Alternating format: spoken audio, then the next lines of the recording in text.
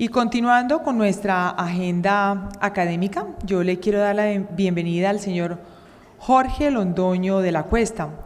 Él es gerente general de EPM, quien desarrollará la siguiente conferencia, Hidroituango, en la perspectiva energética de Colombia. El doctor Londoño de la Cuesta ha liderado estrategias de investigación y asesoría de mercados, business analytics y social media. Columnista en medios de comunicación como la revista Poder, Cambio, Dinero, el periódico El Tiempo, profesor de cátedra de diferentes universidades como EAFIT, Los Andes, El Rosario, la Pontificia Bolivariana, conferencista y profesor invitado en universidades internacionales. Bienvenido.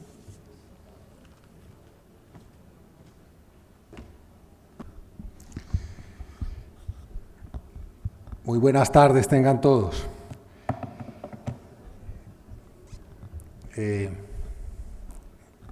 Recién estoy llegando de Barranquilla, entonces entré como quedando. A ver,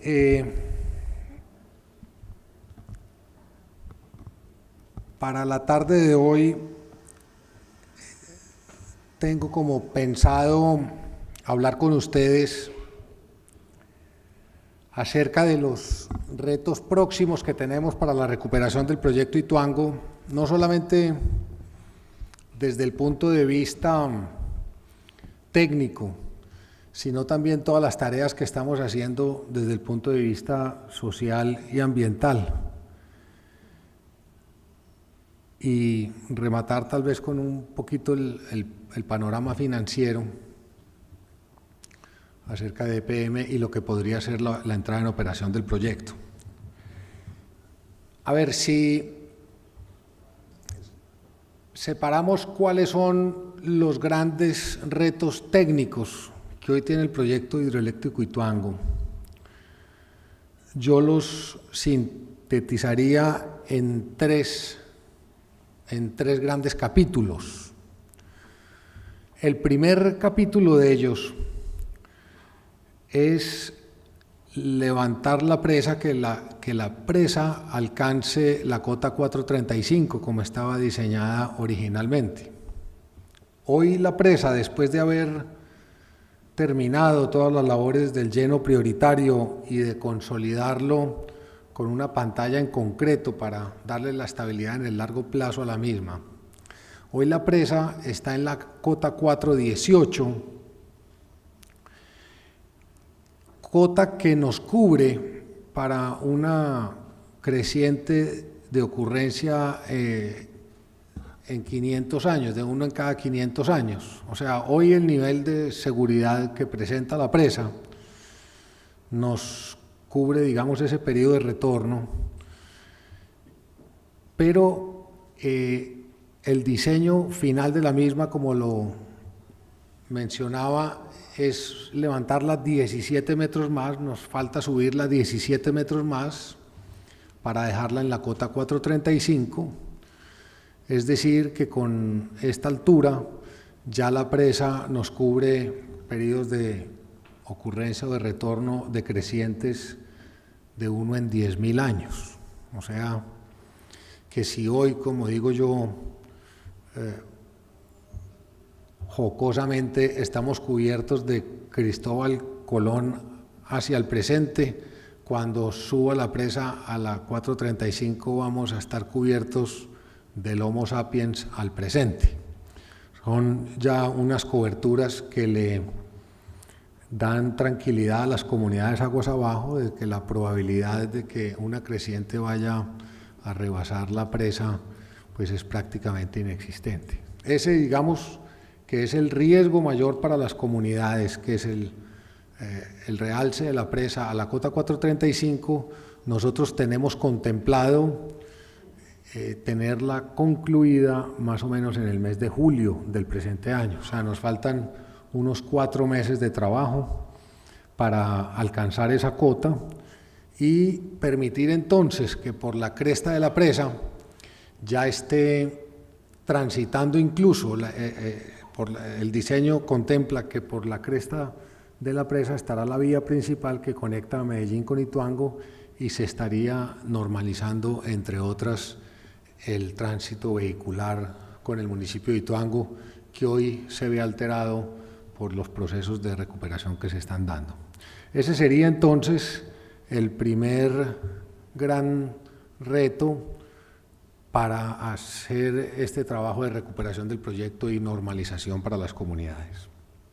El segundo gran reto que tenemos hacia adelante es hacer el taponamiento de los túneles de desviación, los túneles que se derrumbaron en el mes de mayo prácticamente, que se taponaron pero con derrumbes y con rocas y con piedras. Estos dos túneles hay que taponarlos técnicamente, hay que construirle unos tapones en concreto de aproximadamente unos 25 metros de profundidad. Cada túnel de estos tiene una sección de 14 por 14 en términos generales. Entonces, esos dos túneles que hoy en día están taponados naturalmente, uno de ellos, el que llamamos el de la Galería Auxiliar de Desviación, tiene compuertas. Ese túnel tiene compuertas. El otro túnel, el que llamamos el túnel izquierdo, ese no tiene compuertas.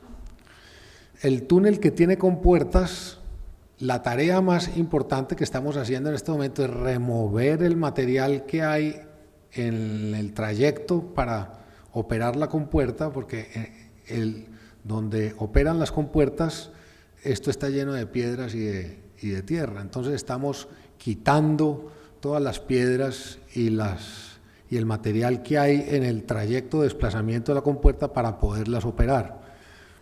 Esto es una tarea muy compleja, nos hemos encontrado unas piedras de unas dimensiones enormes. Yo no sé si tenemos un videíto ahí a la mano que me esté manejando. Ahí ven ustedes, esta es una piedra que sacamos la semana pasada, cuyo peso estimado es cerca de 30 toneladas. Una piedra de 30 toneladas.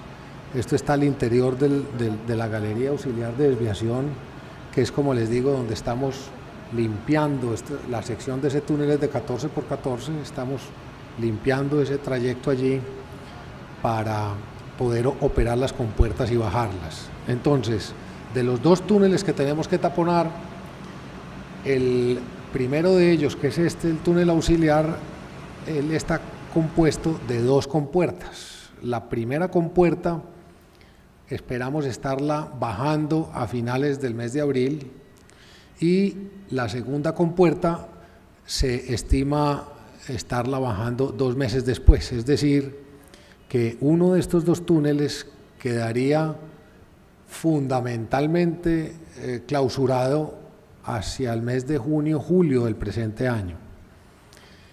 El otro túnel, ya sí, como no tiene compuertas, el túnel izquierdo, como no tiene compuertas, se le está haciendo un trabajo de taponamiento a través de la perforación de unos pilotes y un sistema que vamos a estar implementando, de unas esferas de nylon para poder hacerle el taponamiento, pero este trabajo, que es bastante más complejo técnicamente, sí nos puede tomar todo el año. Hasta finales del año puede estarse haciendo esa operación.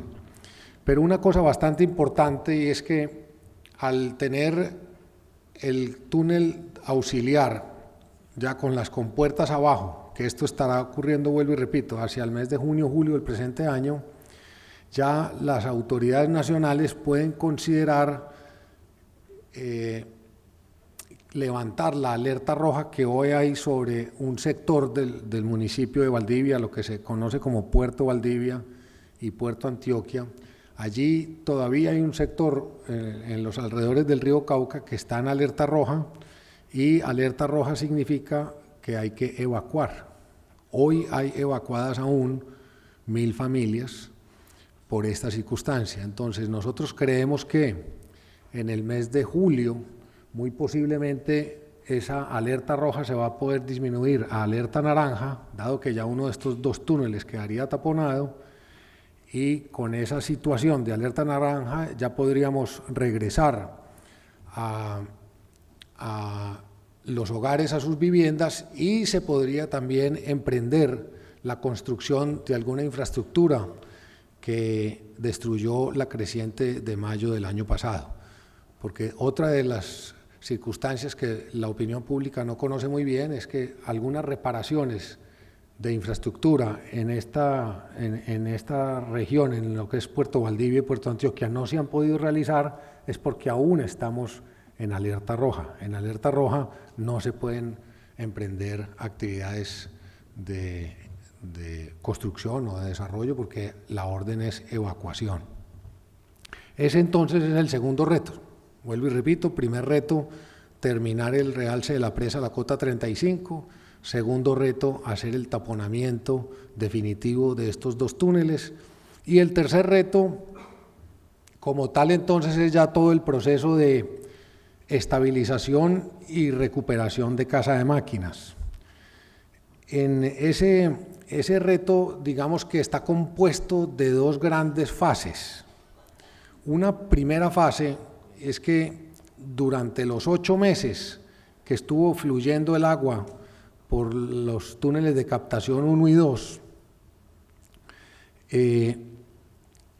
en estos pozos de presión para que el agua cayera pues a la caverna de casa de máquinas, allí al frente de estos pozos de presión se formó una oquedad, un hueco, una caverna muy grande, un hueco de aproximadamente 80 metros de profundidad por 25 y por 20 de ancho y de largo.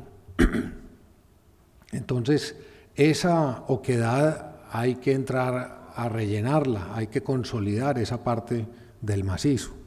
Esa es una tarea que estaremos emprendiendo en las próximas semanas. Comenzaremos ya a definir más exactamente cómo vamos a hacer esa consolidación de ese sector del macizo interno enfrente, vuelvo y repito, de los túneles de captación. Y hay el agua también durante estos 8 meses que estuvo ingresando por casa de máquinas, hizo una conexión entre la caverna de las unidades de generación con la caverna de almenaras, con las almenaras. Allí se formó también una conexión de grandes proporciones, calculamos que es de unos 30 metros de amplitud al interior del macizo, y tendríamos que entrar también a consolidar esa parte interna de lo que es el complejo de casa de máquinas. Estas dos tareas son fundamentales, hacer la consolidación de estas, digamos, dos secciones del interior de casa de máquinas para estabilizarla, y entre tanto, mientras se va haciendo esta labor de consolidación del macizo, paralelamente entonces vamos a ir haciendo toda la labor de remoción y limpieza del interior de casa de máquinas. Yo no sé si tenemos un videíto de lo último que se ve en la caverna de casa de máquinas.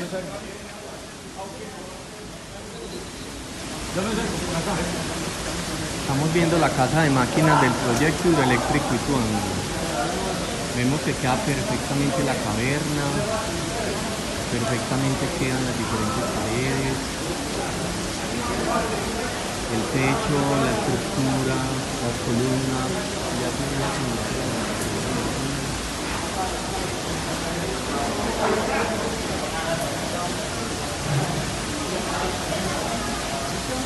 Como ustedes pueden observar en este video,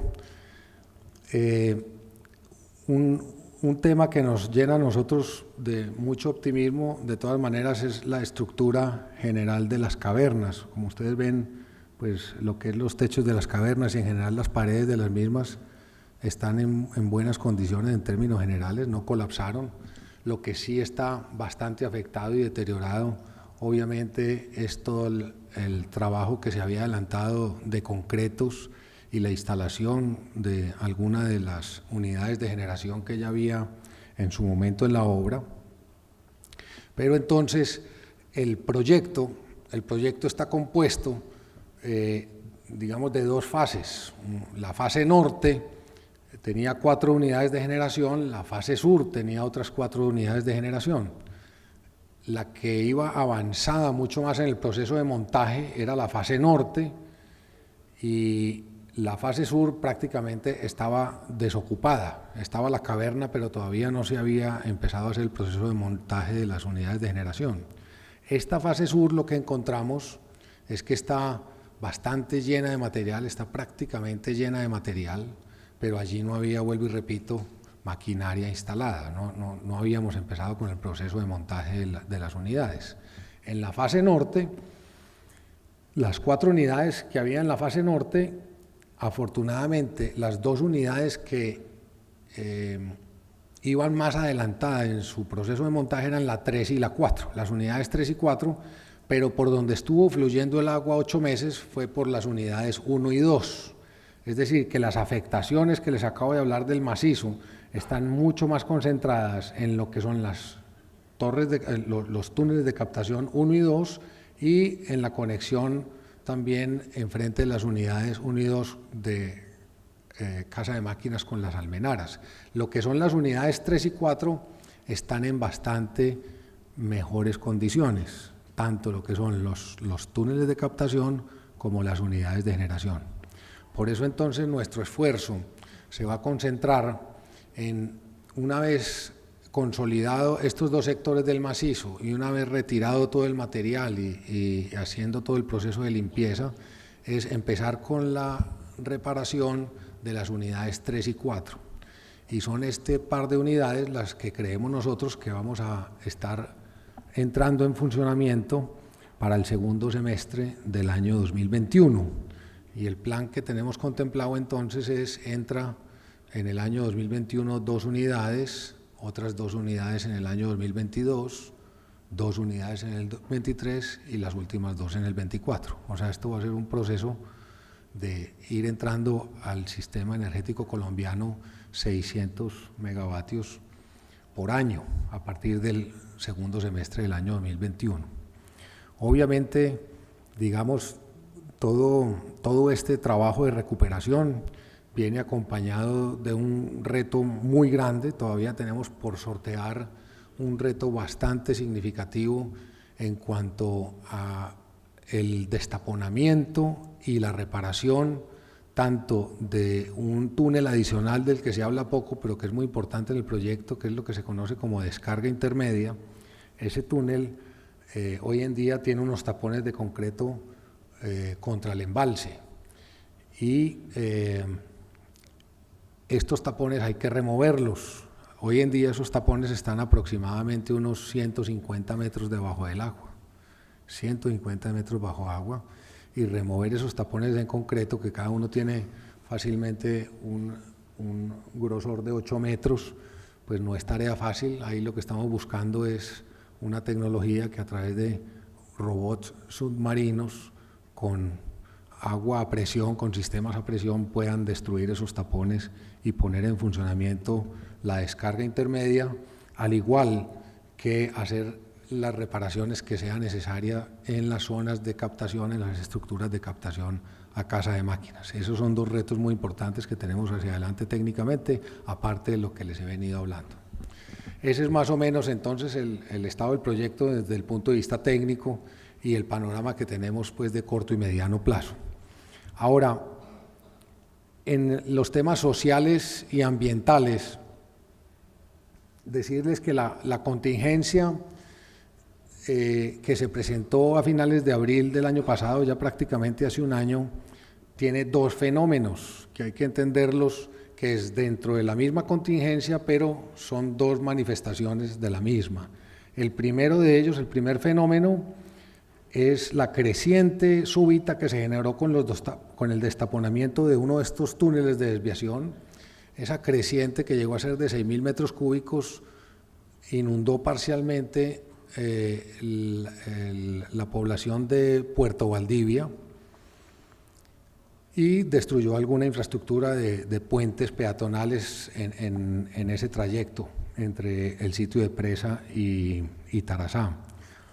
Ese es el primer fenómeno, un fenómeno de una creciente donde, vuelvo y repito, hubo un caudal cercano a los 6.000 metros cúbicos por segundo. El segundo fenómeno se presenta es cuando hicimos el cierre de compuertas ahora en febrero de este año, y ese fenómeno lo que es una disminución significativa de caudal, o sea, son inversos o invertidos los fenómenos. El uno es exceso de agua, el otro es déficit de agua. El primer fenómeno, el donde hay exceso de agua, obviamente tuvo afectaciones sociales. El impacto que tuvo fue un impacto más de carácter social. El segundo fenómeno, que es déficit de agua, fue un impacto más fuerte de tipo ambiental, menos social y más ambiental. Ahora, si nos concentramos en el primer fenómeno, hablemos de 3 grandes cifras. La primera de ellas esa creciente destruyó 73 casas en Puerto Valdivia, destruyó 73 casas, afectó parcialmente 162 casas, a un total de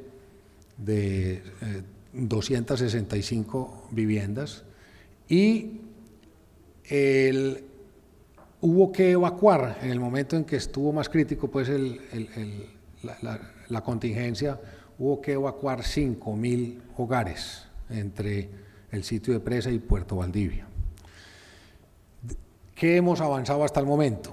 De las 73 viviendas que se destruyeron totalmente, ya con 60 de ellas hay acuerdos directos, se les repusieron estas viviendas en su totalidad.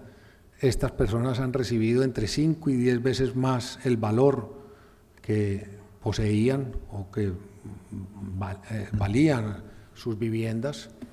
Obviamente, por estar en zona de inundación, ellos no regresan a ese lugar, sino que han escogido sitios en otras partes cercanas, en Valdivia, en Yarumal, en Caucasia, etcétera.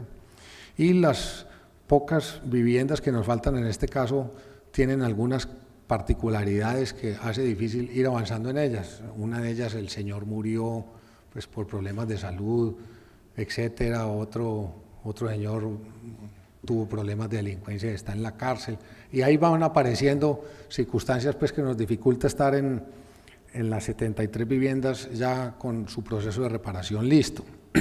Ahora, las 162 viviendas que se afectaron parcialmente, una vez que se pueda levantar la alerta roja y pasemos a alerta naranja, como les digo, en el mes de julio, esas 162 viviendas podremos entrar a repararlas. De momento no se puede hacer nada, pero inmediatamente se baje la alerta a naranja en el mes de julio, entraremos a hacer la reparación.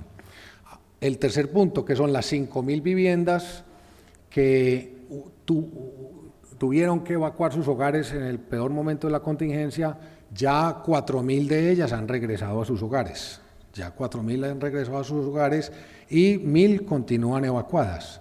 Nuevamente, esas 1.000 podrán regresar a sus hogares cuando se baje la alerta de roja a naranja en el mes de julio. Es nuestra expectativa. De todas maneras, decirles que todas estas personas, todos estos hogares, EPM durante toda la contingencia les ha venido dando 1.100.000 pesos mensuales para que ellos tengan la posibilidad de arrendar o alquilar una vivienda. Este 1.100.000 pesos mensuales está 2-3 veces por encima de los ingresos normales que tenía un hogar de estos antes de la contingencia. Estos normalmente son hogares muy informales, de una pobreza muy alta, y con estos recursos ellos han tenido la posibilidad de vivir dignamente durante todo este tiempo pues, de afectación. Ahora, si nos vamos al segundo fenómeno de la contingencia, que es el cierre de compuertas que produce una disminución significativa de caudales, aquí decirles que es muy importante que para tomar la decisión del cierre de compuertas tuvimos muy presente que la lámina de agua del río Cauca nunca se secó, y ahí es muy importante hacerles la aclaración a todos ustedes que del sitio de presa estuvieron saliendo 30 metros cúbicos de agua por segundo, y eso, a medida que el río iba avanzando aguas abajo, va recogiendo otros afluentes, total que por Puerto Valdivia pasaban ya 50 metros cúbicos por segundo, por Tarazá unos 100 metros cúbicos por segundo, por Nechí 170 metros cúbicos por segundo, y esa lámina de agua favoreció mucho que no se presentara una mortandad de peces significativa. Realmente en la contingencia que duró 3 días murieron 90.000 peces, pero el peso total, la biomasa total que recogimos fue de 1 tonelada, o sea, 1.000 kilos de pez, 1.000 kilos de pescado. 1.000 kilos de pescado realmente no es una cifra cuantitativamente hablando mayúscula, es una cifra, pues obviamente es una afectación grande, pero no es una afectación que altere significativamente las condiciones ícticas del río. Allí lo que nosotros pudimos establecer es que hay 2 grandes especies que navegan por el río Cauca. Una, las migratorias, que son las que normalmente se pescan, como el bagre o el bocachico. Esas son especies que nadan de arriba abajo, son de más tamaño, son más grandes, y esas especies logran buscar el agua, aún se reduzca el caudal, ellas buscan el agua y no se dejaron, digamos, quedar atrapadas en las piedras.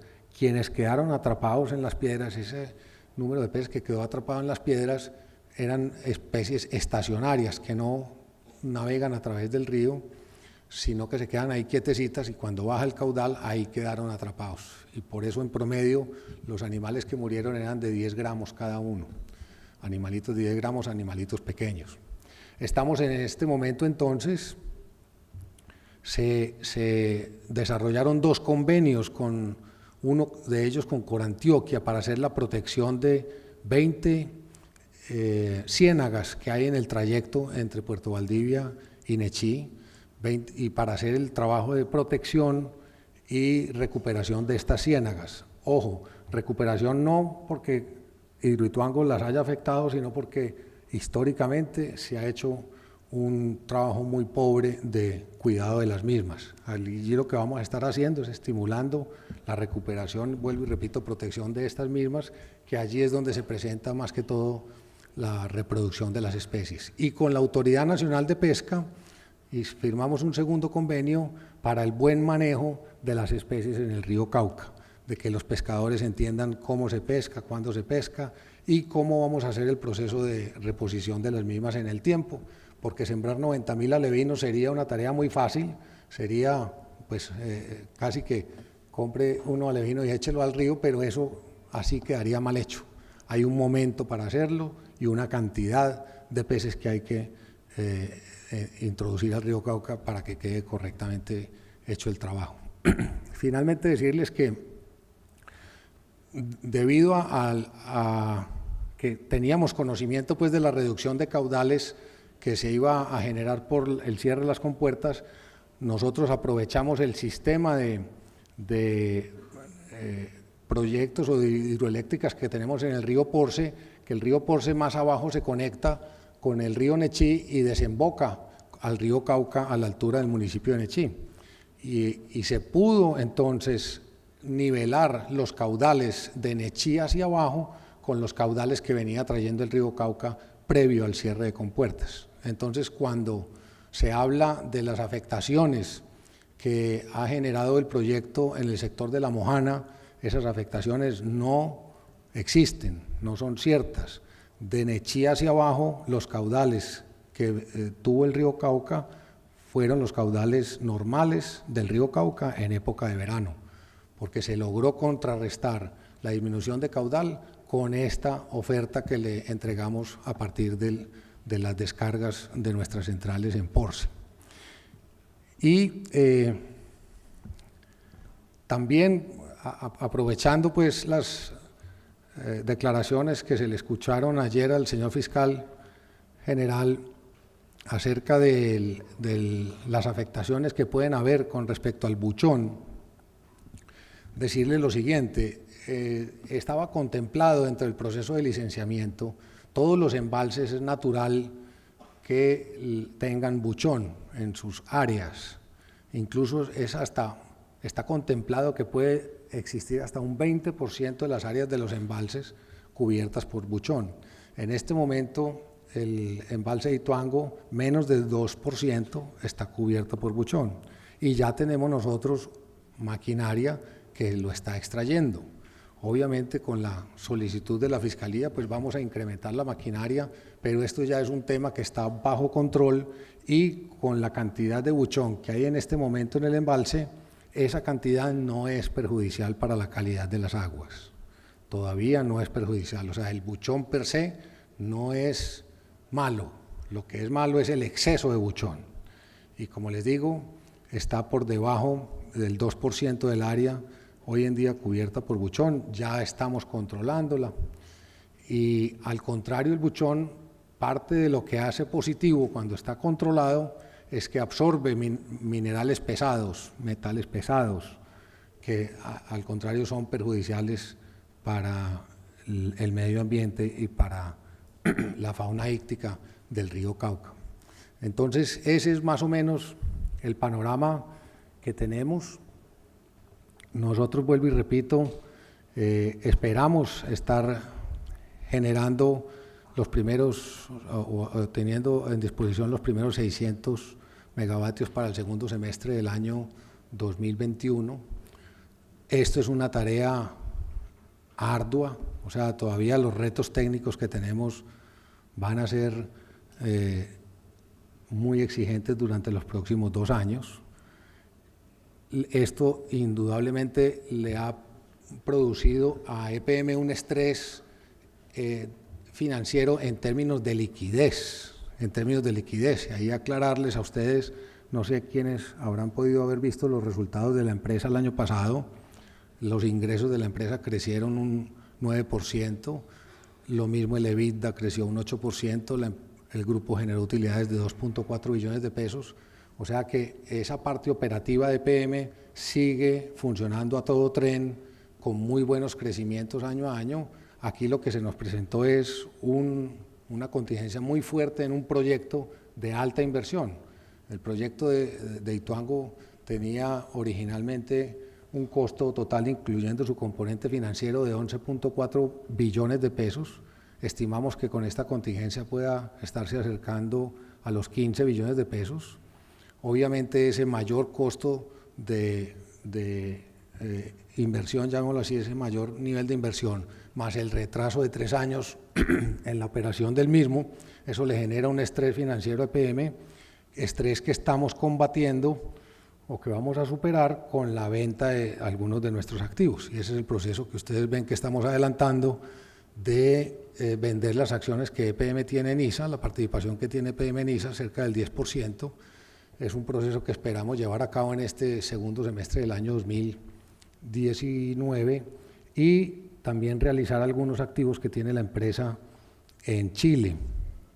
Unas inversiones que tenemos en Chile, principalmente allí es Aguas de Antofagasta, es la inversión más significativa, que esta